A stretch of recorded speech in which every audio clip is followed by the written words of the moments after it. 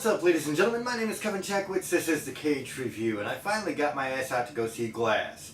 Sorry that it's delayed, but, you know, I was in the hospital, had a lot of things that kind of prevented me from doing things. So, I'm about a week off on this. I do apologize. But, Glass. I've seen a lot of reviews already, and I avoided all spoiler reviews because I didn't want to, get any surprises spoiled from the movie itself. And it's funny because I got a lot of feedback from these reviews that, all essentially said the same thing. The movie started great, which it does, and then it just, by the third act, falls apart, and you're wondering, why? And I guess I can understand why some people would say that, but me personally, I did not agree. I actually really liked this movie. I was a big fan of it throughout. There were some personal choices that M. Night Shyalaman made that I can see people not agreeing with. And this being the non-spoiler review, I'm obviously going to talk vagaries until I get to the spoiler review. I will say that as far as the film itself, the way it was constructed, I thought it was very well done. It was really well thought out in a lot of ways. There were a couple of things that I did have a problem with, especially toward the end. There was one line in particular that really kind of dropped the ball for me because if you're talking about the narrative of the story, it just didn't make any sense at all. And like I said, I'll talk about that in spoilers. As far as performances go, I'm going to start with James McAvoy since he's the first person you see in the movie. Absolutely amazing. This guy, he's so damn good. He really is. Even toward the end, there was a bit that could have gotten very shaky. I thought he did as good as he could possibly do with the role and with the moment they were trying to create, and him taking on so many different characters in one movie, in one body. It was very cool to see him do that again, and I've said how much I love Split and how damn good he was there. You got to actually see a few more characters this time, a few more personalities from Kevin. And he just killed it, dude. He really did. It's nice to see, somebody who can just transition so seamlessly from not just a different dialect or something like that, but different mannerisms, different facial expressions, the way he holds himself. It's all very cool to see. It really is. He did an amazing job. Samuel L. Jackson, Glass, again, very, very good with his performance, and I think he sold very well. And it does take time.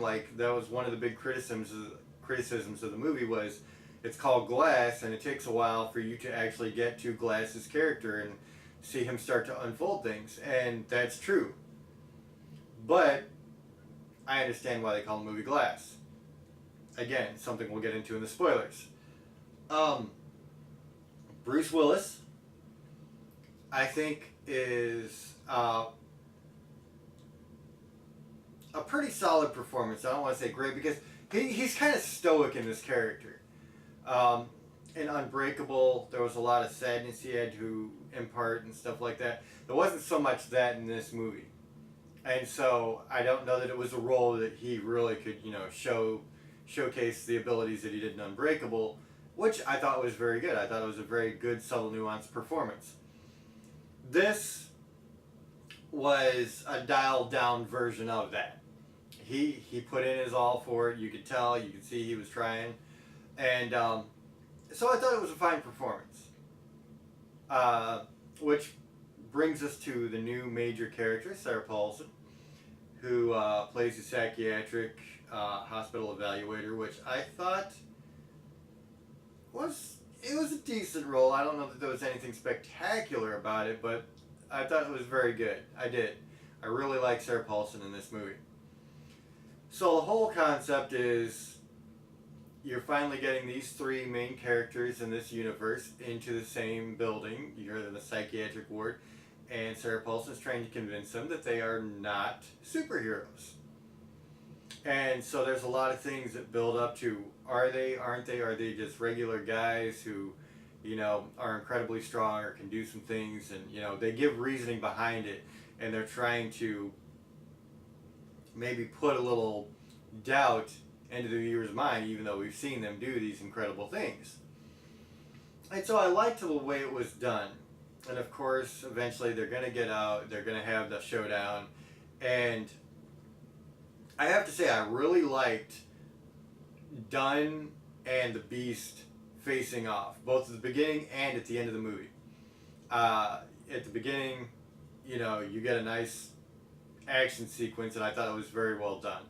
And at the end, you get a little bit more of an extended sequence there, and I liked it. Like, it really brought me in. I like how they take the time to explain everybody's purpose in this, and they really do. It was something that you kind of build the characters, you care about the characters, you see their relationships with the people they care about, and it was very, very cool. I was honestly, I was more entertained by this than Unbreakable at moments. Unbreakable was kind of a slow movie, and this is slower pace. This is not your standard comic book hero movie, and everybody's established that.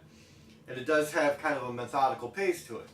But there were things I really liked about this movie that, I don't know, I really am having a hard time understanding why people were so against this movie. Some people that I've seen have really torn it apart, and they said, you know, they loved the first act, and then it just gradually fell apart worse and worse, where I kind of like what M. Night Shyalaman did. I really do. I feel like he had a vision with this, and it went very well. I do get that people are going to be thrown off by that, but at the end of the day, we don't get to make those choices. If you can do better, make your own movie, is basically what it comes down to. And I'm not an M. Night Shyamalan fanboy. I'm really not. I mean, I think he's made some absolute disasters. So, but I was a big fan of this movie. I really was. I thought it was very satisfying to see all three of these characters together, to see a couple of showdowns in it, and at the end of the day, you had closure as to what was going on. Whether you like that closure or not, you know that there's an end to the story. And so I was a big fan. I'm gonna say a 6.5 out of 10. It wasn't mind-blowingly amazing, but it was very good. And I actually might jump that up to a 7. I think I'm going to give it a 7 out of 10, because, like I said, I like the execution toward the end, and I know people have a problem with that, but you know what? For what it was, I really liked it. I really did. So that's my take on it. I'm going to cut this short, and I'm going to get into the spoiler review. I'll record that next, and I'll talk about what I really liked, what I really didn't like about the plot points, the line that really didn't grab me, and we'll get a little bit deeper. So ladies and gentlemen, that's what I think. Let me know what you think in the comments. If you enjoyed this, hit the like button, subscribe, and share. My name is Kevin Jackowitz. Kaged Nation out.